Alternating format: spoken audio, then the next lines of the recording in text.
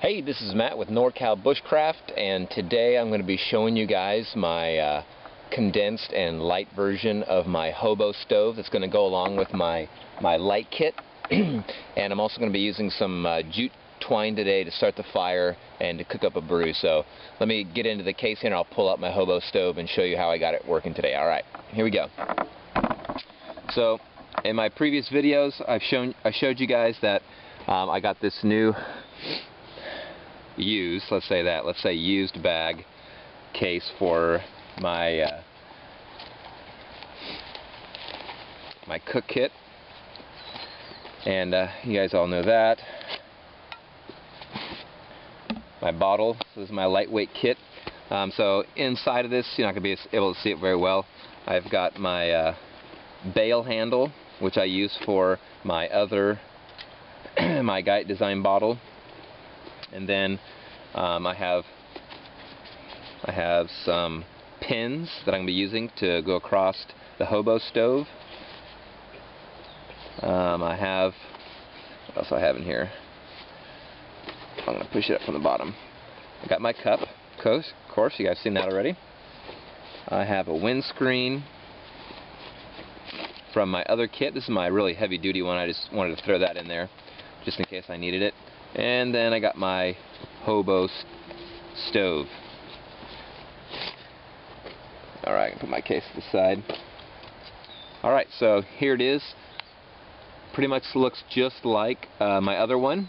I've put 5 holes, vent holes across the bottom, and then I've put an entry port here for putting the wood in. I also have holes to put my pins in. That's going to hold up my bottle. And there we go. So let's set this up and I'll show you how it works. Alright, I'm going to go ahead and take some of this jute twine here and prepare it, and so I'm just going to unravel it, twist it the opposite way that it's twisted already, and just start separating the pieces. And what you got to do is you got to fluff this up, and so you got to break it down to its smallest fibers. And a lot of different ways to do it. You can just start pulling it apart. Me and my big hands doesn't always work the fastest. And this is what I'm going to use. I'm going to use fire steel. I always try to use the most primitive way of doing it, so I can always come back to that method. I've got it mastered. I understand how it works with all the different products of fire starting, how it'll work. So I got that all fluffed up. Okay, I'm going to do a couple of those. Alright, well I got my pile of jute there. I'm going to put my stove down over the top, and got a bunch of grass and pine needles here I'm going to use to kind of put on the back portion to help me get this going. And just drop in a bunch of sticks, but leave enough air for the fire to breathe. Kind of get all that in there on one side, kind of get it started.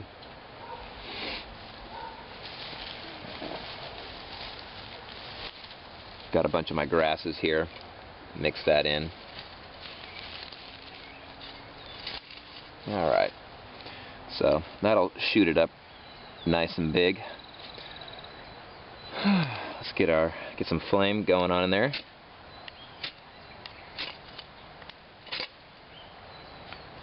Let's do it from the bottom here. There we go. Let's turn that up.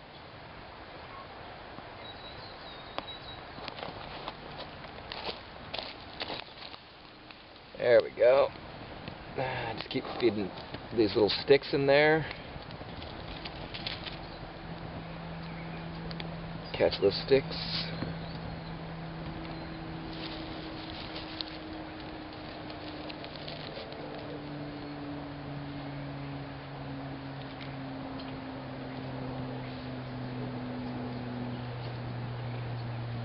Get myself a good bed of coals going with all these little sticks. Yeah, there we go. Then once that starts to die down a little,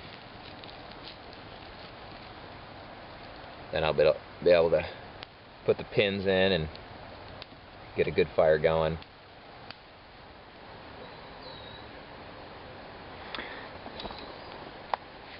Alright, we're going to take my pins here and just run them through.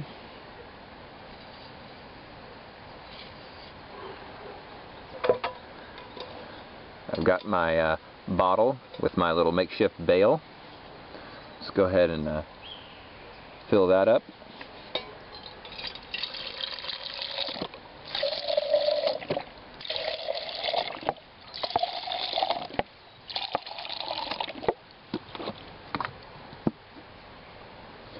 Alright.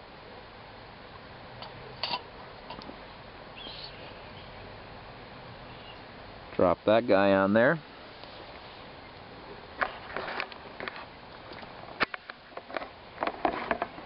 Alright. I got that going. One thing I want to point out is on the bottom here, got our little holes for to allow the air to come in, and what I like to do as I'm nursing the fire is just to poke those holes and move any ash out of the way towards the front so that I can keep the airflow going in there. So I just keep pushing those guys as I've got 5 holes here. So keep those guys clear, and then I'll just keep nursing the fire. I've got to throw some more sticks in there.